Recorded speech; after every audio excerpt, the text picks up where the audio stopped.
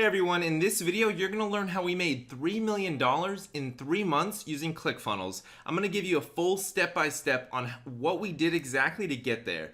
But first, let me go ahead and introduce myself. My name is Ian and I'm a free boss, which means that I'm my own boss and I'm free to work when and where I want to. Now, if you are a free boss or you want to become a free boss, then join our Facebook group. Just go to freebosslifestyle.com.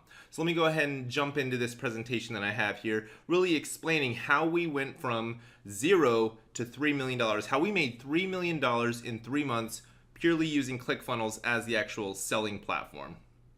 So first, we determined what we were going to sell. Now, this was back in election time when it was coming down to Hillary or Trump, and we were trying to figure out, okay, which one is going to win. So ultimately, we know that Trump won, so we created our currency president-related products to tailor towards Trump. So one of my business partners in the past actually had success selling president-related products, currency-type products. So we're like, hey, let's go down that route. Let's give that a shot. He's already had success in the past. Let's not try and change the wheel or whatever that saying is, but we chose to go with that niche. Then we found our supplier. We knew what kind of products we wanted to sell. So then we needed to find the supplier for those products. So we found a supplier that would source all the materials as well as drop ship them all and really take care of the whole fulfillment process for us, which was great. The pros of that was that they would front the cost for inventory. The cons was that the fulfillment system and working with them wasn't as smooth as it probably could have been. It was a little bit bumpy. We figured it out along the way, but that's just something to look out for. Is when you're selling products online, really try to make your fulfillment system as smooth as possible, so that when you do scale and you start to do big volumes, you don't have any downtime or any angry customers that may have delays or anything like that. So this company that we went with was great. They offered us a great price. The whole fulfillment system, everything was kind of great in the beginning. So we had the product source, we had the fulfillment system down. Now we just needed to start to actually generate sales. So we used Clickfunnels. We created our sales page inside of Clickfunnels. We basically built the funnel with the sales page and the order page right there on the first land. And then after they put in their credit card information, then they had 2 one-time offers, 2 pages after that basically pitch them additional products. And these are one-click upsell pages. So they've already put in their credit card information on the first sales page. So this next page was just basically one button that says, hey, would you like to add this to your order? Boom, they click that and their credit card gets charged instantly. Clickfunnels is really cool with this whole one-click upsell that they have. So we had our first initial product, then we had 2 other products that were being upsold after they bought the initial product. Now, what's always best is if these 2 products that come after the initial one, if they're very closely related, if they don't demean the first one, because you don't want buyer regret to basically happen right after they buy the first one. You don't want them to see the second one and they're like, oh man, I don't even want the first one, now I want the second one. You don't want that to happen. So you want them to be related to each other, your upsells to be related, but not necessarily replace one another. So once we had our sales funnel built out, we tested a few variations as we kind of sent traffic to the actual funnel. We were using Facebook ads initially to just drive traffic into the funnel. As we were getting these traffic and these small amounts of sales to come through, we would do little page variations. Maybe we change the headline to be this, maybe we put this image down here, or do little variations to kind of mess with our conversion rates on the page, because ultimately we wanted to get our conversion rate as high as possible.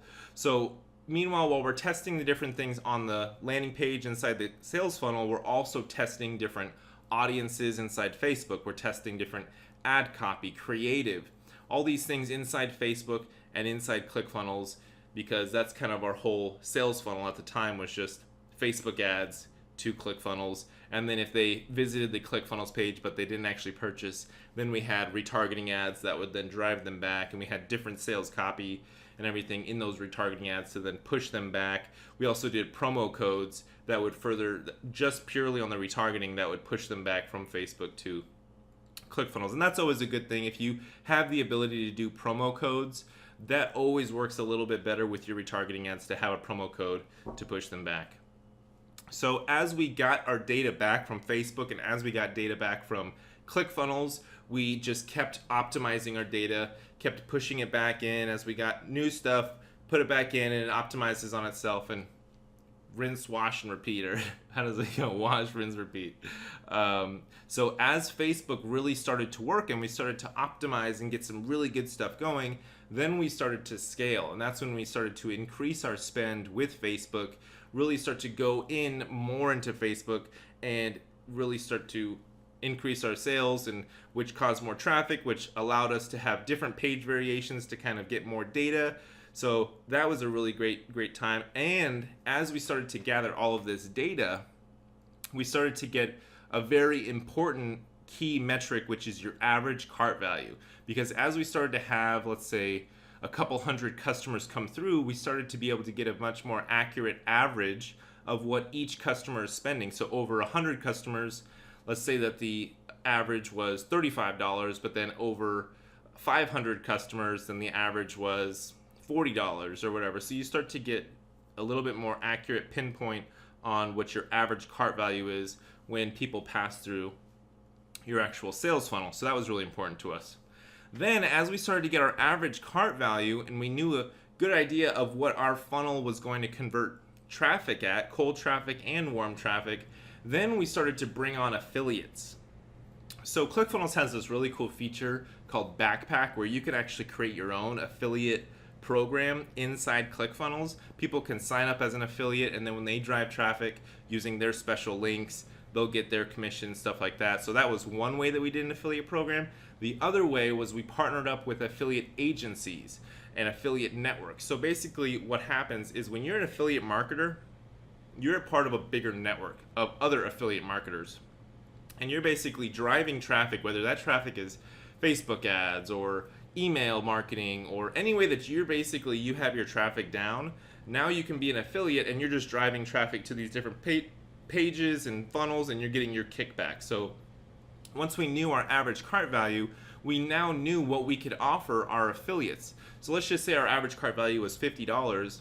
We knew that with our cost of goods at a certain amount, we can now offer our affiliates, let's say $20. So every customer that they brought to us, no matter if the customer spent $100 or if the customer spent $5, actually I think the lowest cost was like $20. So whether they spent $20 or $120, that affiliate was going to get a guaranteed $20. So that was when we brought on more affiliates. Then once we started to have our Facebook ads going, our affiliates going, and the ClickFunnels pages were working really well, then we started to upsell our current customers, because at that time we probably had about a couple thousand customers with the affiliates and with the Facebook ads. So then we started to find other products that we could sell this current customer base, related products that we could then sell to our current customer base at the time using email marketing, using some Facebook retargeting ads, different things. But basically now we have this little golden gem that we can continue to kind of sell products to. So that's what we did. We continue to upsell those current customers through email marketing, email automation series, sending things like that. The great thing with email marketing is that, so you have your cost, your monthly cost of email, right? So let's say that, and it depends on how big your list is, but let's say your cost is $50 a month. You can send emails to that list pretty much unlimited, pending that you don't piss off your customers. But your cost of customer acquisition at that point is very low, because you just send an email and you get a customer. You're not having to spend that media cost with Facebook in order to acquire the customer, because you've already spent that on the front end with your Facebook ad or with your affiliate fee, and that's what brought in that sale. So now when you sell them other things on the back end, you sell them other products, you essentially don't have a cost per customer acquisition that you have to actually pay. It's essentially zero. It's not exactly zero. Nothing is exactly zero, but it's a very, very low cost for every future product that you sell them. So you definitely want to have other products on the back end that you can sell them, or if it's a type of product that's consumable, and you can just keep selling them that same product over time.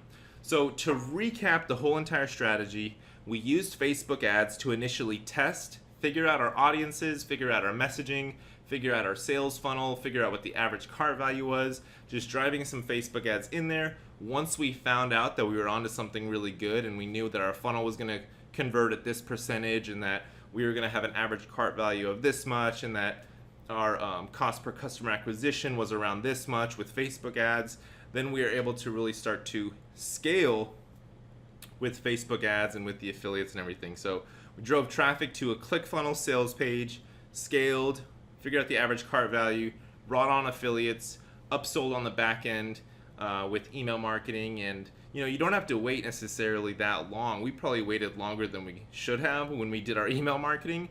As soon as you bring in a customer, if you have other products to sell them, start selling them as soon as possible. That's the beauty of once you acquire that customer, they're yours to do whatever you want with them. You can sell them something else. You can push them off to the side burner and not really mess with them until you figure out another product to sell them.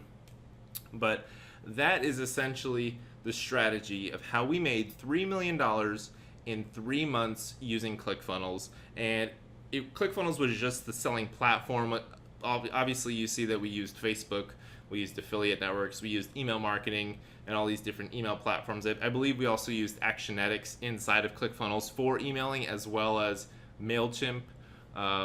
Right now, me personally, I use a wide variety of different email softwares from Klaviyo to Aweber to Actionetics, MailChimp. There's so many different email softwares out there. That's a whole nother video though. But I hope this was educational for you. I hope that you learned something. Again, if you are a free boss or wanting to become your own free boss, which again, a free boss is you're your own boss and you're free to work when and where you want to. If that's appealing to you, then join our Facebook group. It's freebosslifestyle.com. So thank you so much for watching, and I'll see you in the next one.